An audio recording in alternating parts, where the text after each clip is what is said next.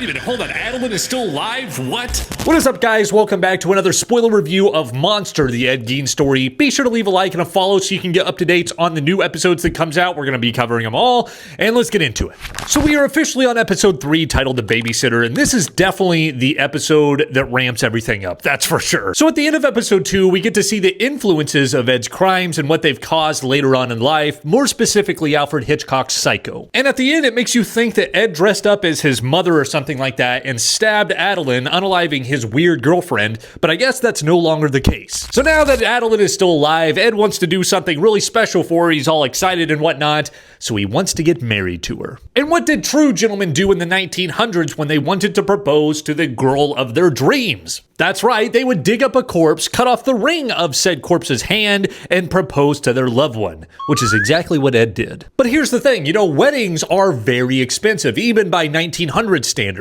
So what Ed needs to do is go and get a job, which he does. But the other problem is, and this is unironically probably the weirdest fucking part to me in this series thus far, Ed lands a job as a fucking babysitter, watching small children. Let that sink in a little bit. Now, our boy Ed here has implemented a new strategy when it comes to babysitting. Normally you would go over to the parents' house and watch their kids there because of obvious reasons. However, Ed decides to take the kids, pretty much stealing them, and take them back to his house for like a little bit of fun. Now, as we know to this point, Ed's a little bit of a weirdo, so his idea of fun is to show the young kids this decrepit, rotting head and his new face masks.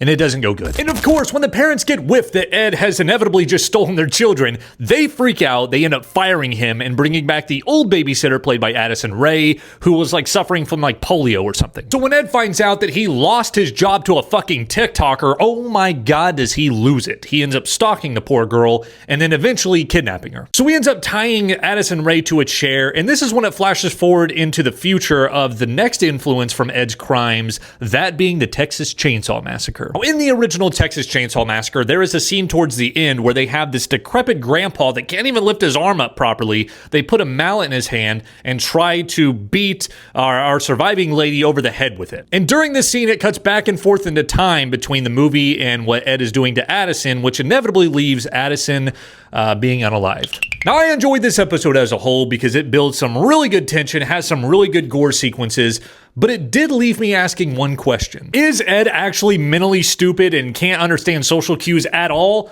Or is he this master manipulator? Who knows? Maybe we'll find out in the next episode. But if you guys enjoyed, leave me a like and a follow, and leave me a comment down below and let me know what you thought of the series so far. And I will see you in the next episode. Bye.